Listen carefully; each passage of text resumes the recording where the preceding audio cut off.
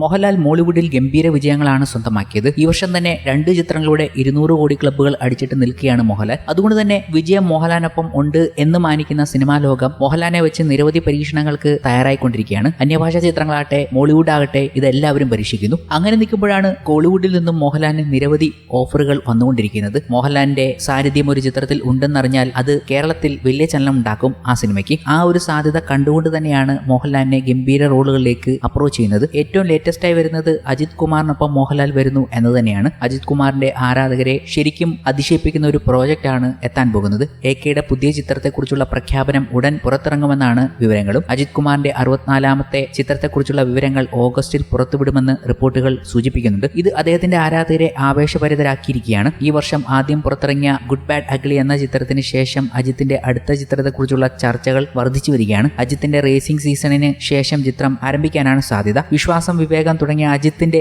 Hit ചിത്രങ്ങൾക്ക് പിന്തുണ നൽകിയ അതേ നിർമ്മാണ കമ്പനിയായ റോമിയോ പിക്ചേഴ്സ് ആണ് ഈ ചിത്രം നിർമ്മിക്കാൻ ഒരുങ്ങുന്നത്. ഔദ്യോഗിക വാർത്ത ഇതുവരെ പുറത്തു വന്നിട്ടില്ലെങ്കിലും ഗുഡ് ബാഡ് അഗ്ലി എന്ന ചിത്രത്തിൽ അജിത്തിനൊപ്പം പ്രവർത്തിച്ച സംവിധായകൻ ആദിക് രവിചന്ദർ വീണ്ടും അദ്ദേഹവുമായി ഒന്നിക്കുന്നുവെന്ന റിപ്പോർട്ടുകൾ സൂചിപ്പിക്കുന്നു. അതേസമയം മലയാളത്തിന്റെ സൂപ്പർ സ്റ്റാർ മോഹൻലാൽ AK64 ഒരു പ്രധാന വേഷം ചെയ്തേക്കുമെന്നാണ് റിപ്പോർട്ടുകൾ വരുന്നത്. അജിത് കുമാറിനൊപ്പം ശക്തമായൊരു വേഷം ചെയ്യാൻ മോഹൻലാലിനെ കൊണ്ടുവരാനുള്ള ചർച്ചകൾ നടക്കുന്നുണ്ടെന്നും റിപ്പോർട്ടുകളുണ്ട്. മോഹൻലാലും അജിത് കുമാറും തമ്മിലുള്ള സഹകരണം ആരാധകർക്കൊരു വിരുന്നായിരിക്കും. ഒപ്പം ചിത്രം സംസാരിക്കുന്ന വിഷയം ഒരു ഹാർബർ പശ്ചാത്തലത്തിൽ ഒരുങ്ങുന്ന മാസ് ആക്ഷൻ ഫിലിമാണെന്നാണ് റിപ്പോർട്ടുകൾ സൂചിപ്പിക്കുന്നത്. ഒരു മാസ് ആക്ഷൻ ഫിലിമിലേക്ക് മോഹൻലാലിനെ കൊണ്ടുവന്നാൽ എങ്ങനെയിരിക്കും എന്നതാണ് ഒരു ചോദ്യം. ഒരു അതിഥി വേഷത്തിനപ്പുറം മോഹൻലാലിനൊരു ഇമ്പോർട്ടന്റ് റോള് ഈ ചിത്രത്തിൽ ഉണ്ടാകുമെന്നാണ് പറയപ്പെടുന്നത്. സൂപ്പർ സ്റ്റാർ രജനീകാന്തിന്റെ ജയിലർ, ദളപതി വിജയുടെ ജില്ല തുടങ്ങിയ ചിത്രങ്ങളിൽ മോഹൻലാൽ ഗംഭീര വരവാണ് വന്നത്. അതുപോലെ AK64 വരാനുള്ള സാധ്യത തള്ളിക്കളയാനാകില്ല. കോബ്ര എന്ന തമിഴ് ചിത്രത്തിലൂടെ തമിഴ് സിനിമയിൽ അരങ്ങേറ്റം കുറിച്ച ശ്രീനിധി ഷെട്ടിയാണ് ചിത്രത്തിൽ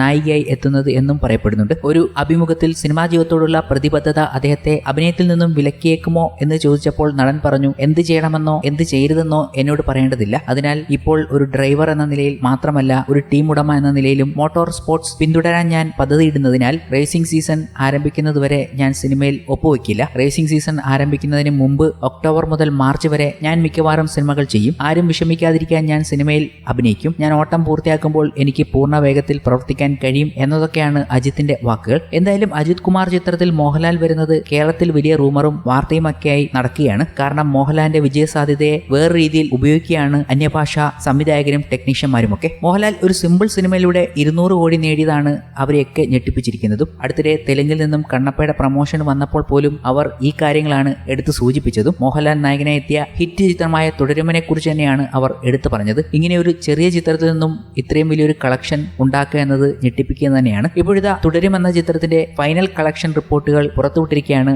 ട്രാക്കർമാർ. മോഹൻലാൽ നായകനായ തുടരും 232.60 കോടി ആഗോളതലത്തിൽ നേടിയിട്ടുണ്ടെന്നാണ് റിപ്പോർട്ടുകൾ. കേരള ബോക്സ് ഓഫീസിൽ 100 കോടി നേടിയ ആദ്യ മലയാള ചിത്രം തുടരും കേരളത്തിൽ മാത്രം ആകെ 118.75 കോടിയിലധികം നേടിയപ്പോൾ വിദേശത്ത് 94.35 കോടി രൂപയും നേടിയിട്ടുണ്ട്. കേരളത്തിൽ 118.75 കോടിക്ക് മുകളിൽ നേടി. കർണാടകയിൽ 7.60 കോടിക്ക് മുകളിലും തമിഴ്നാട്ടിൽ 5.45 കോടിക്ക് മുകളിലും ആന്ധ്ര, നിസാം എന്നിവിടങ്ങളിൽ നിന്നും 2.25 കോടി, റെസ്റ്റ് ഓഫ് ഇന്ത്യയിൽ നിന്നും 4.20 കോടിയും ഓവർസീസിൽ നിന്നും 94.35 കോടിയും നേടി. വേൾഡ് വൈഡിൽ നിന്നും 232.60 കോടി നേടിയെന്നാണ് ട്രാക്കർമാർ ഫൈനൽ കളക്ഷനായി തുടരുമിന്റെ ബോക്സ് ഓഫീസ് റിപ്പോർട്ട് പങ്കുവച്ചിരിക്കുന്നത്.